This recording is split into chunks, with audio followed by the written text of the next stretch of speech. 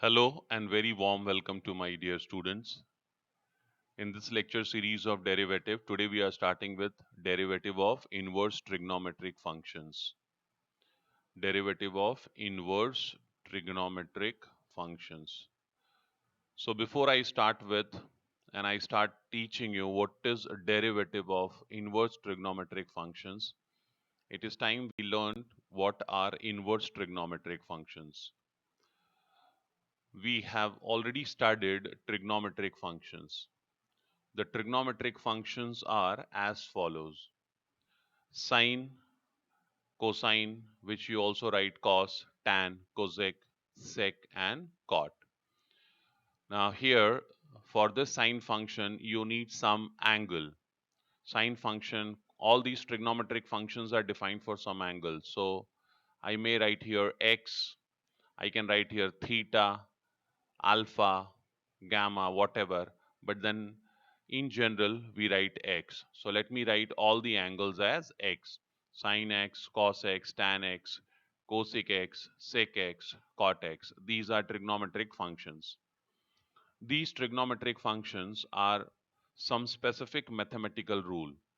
So here I want you to stress on this particular statement. What are trigonometric functions? They are some specific mathematical rule. They are some mathematical rule. Now, what does that mean? It will be clear from this statement down here. See, if I am putting x equals to pi by 4 as an angle with sine function, so where I have sine of x here, if I put x equals to pi by 4, if I put here in place of x, if I write pi by 4, what will happen? I will get sine of pi by 4, and you know this is equal to 1 upon root 2.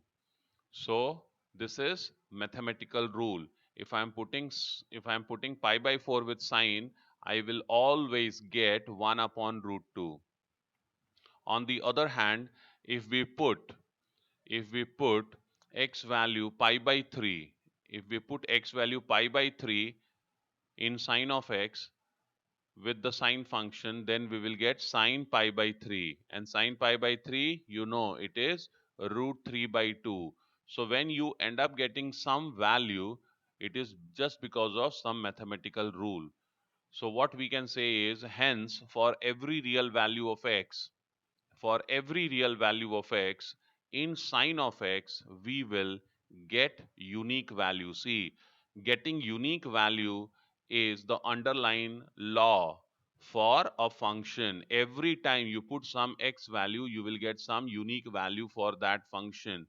So in sine of x, when you are putting x value, you get sine of that angle, and you always get unique value. Same idea is true for other trigonometric functions also. Like if I'm putting pi by 6 with cos x, I get cos pi by 6 as root 3 by 2. If I'm putting 0 for x, I get cos 0 as 1. If I'm putting pi by 3 for tan of x, I'm getting root 3, and so on. Okay, so you have understood what are trigonometric functions. Let's go for inverse trigonometric functions. So let me ask you a reverse question. Let me ask you a reverse question. This is going to be very interesting. Question goes as follows. Find the angle for which sine function will have value equal to 1 upon root 2. Students, find the angle. We have to find the angle for which sine function will have value 1 upon root 2. Let's go for the answer. So here what I notice is, we have to find angle theta such that sine of theta is 1 upon root 2. Sine of theta, I have to find angle for which sine has value 1 upon root 2. So I assume that angle to be theta. So if the angle is theta, I can write sine theta is 1 upon root 2. And we know theta is pi by 4. What is theta? Pi by 4, as sine of pi by 4 is 1 upon root 2. So we got the answer of this question. The question was, for which angle, find the angle for which sine function will have value 1 upon root 2. And what is that angle? That angle is pi by 4. So sine pi by 4 is 1 upon root 2. Here we introduce one notation. See students, this notation is something that we were working for. I introduce a notation. The notation is pi by 4 is sine inverse of 1 upon root 2. Sine pi by 4 is 1 upon root 2. So pi by 4 is sine inverse of 1 upon root 2. See, this is how you write sine inverse. Sine and then superscript is negative 1. Please remember this negative 1 is not following the law of indices. Like if I have a raised to minus 1, we write 1 upon a. Okay, but here sine and then superscript minus 1 does not mean 1 upon sine. Please, this does not mean 1 upon sine. Sine inverse does not mean 1 upon sine. Please, this is just a notation to be used for inverse trigonometric function. Whenever you have this thing, sine inverse of some number, you should understand it is going to get us the angle. Okay, so let's go to this once again. So sine inverse 1 upon root 2 is pi by 4. What is meaning of sine inverse of 1 upon root 2? Sine inverse of 1 upon root 2 means the angle for which sine value will be 1 upon root 2. So I can now say, I can now say the angle for which sine function will have value equal to 1 upon root 2 is represented by sine inverse 1 upon root 2. Once again, the angle for which sine function will have value equal to 1 upon root 2 is given by sine inverse 1 upon root 2.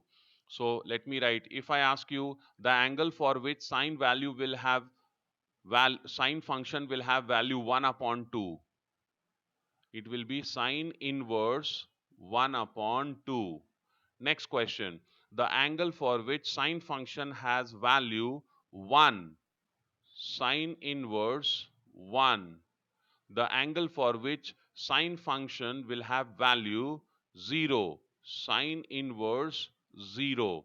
What is sine inverse 1 upon 2? It is angle. It is angle. I repeat, this one is, this whole thing is an angle. What is that angle? Pi by 6. This whole thing is an angle. You know, it is pi by 2 because sine pi by 2 is 1. This is an angle. What is that? It is 0 because you know sine 0 is 0. Let's move to the next one. Find the angle for which find the angle for which cosine function will have value equal to 1 upon 2. Once again, what I have to do, I have to find angle theta such that cos of theta is 1 upon 2. Now I know theta here is pi by 3. Why? Because cos pi by 3 is 1 upon 2. So if cos pi by 3 is 1 upon 2, I can write pi by 3 as cos inverse of 1 upon 2. Cos inverse of 1 upon 2. So once again, I can say the angle for which cosine function will have value equal to 1 upon 2 will be written this way. Cosine inverse of 1 upon 2. Cos inverse of 1 upon 2. Next, the angle, find the angle for which tan function will have value equal to 1 upon root 3. I have to find the angle theta such that tan of theta is 1 upon root 3. Okay, such that tan of theta is 1 upon root 3. Tan of theta is 1 upon root 3. So what is theta? You know students, tan pi by 6 is 1 upon root 3. So tan pi by 6 is 1 upon root 3 and hence theta is pi by 6 here. And what do we write? We write pi by 6 as tan inverse of 1 upon root 3. So I want to tell you here few things, that if you have cosine inverse, number one, it is not 1 upon cos. Please, it is not 1 upon cos. This is not true. Second, here I am giving you the brief idea about trigonometric functions, inverse trigonometric functions. Inverse trigonometric functions we will also do in detail in a separate topic. Right now I am telling you the idea of this inverse trigonometric function in order to start with derivative of inverse trigonometric functions.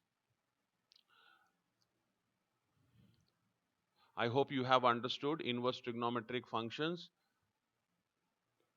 You can go through the video again and again and practice this. Thank you.